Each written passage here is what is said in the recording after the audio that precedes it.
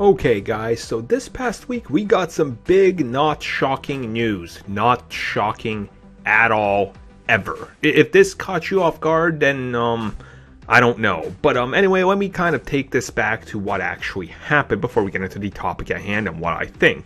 So Ridley Scott's anticipated Prometheus follow-up, which is of course being renamed to Alien Covenant, which is of course a prequel to Alien, and one that's part of a trilogy or a new trilogy. I don't know what the hell they're talking about. Anyway, it had a August 2017 release date, and that got bumped forward to May 2017.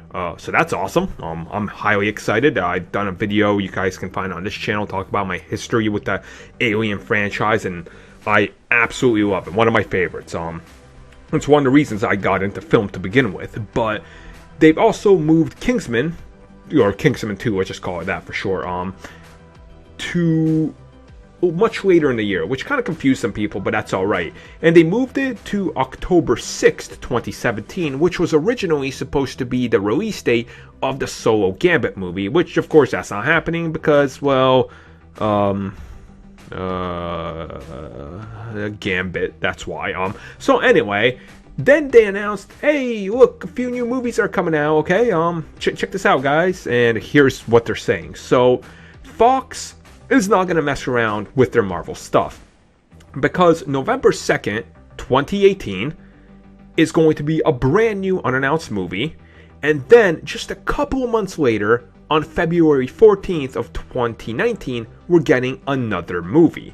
Now, a lot of people are speculating that the 2019, the February 14th, is probably going to be Deadpool 2 if they really push it back, but probably not. That's probably going to be saved for Deadpool 3. And possibly that the November 2nd, 2018 date could be for something like X-Force. Now, the February thing also gets a little more confusing because there's also still a placeholder for February 14th, 2019, which more than likely could actually be Deadpool 3 and X-Force.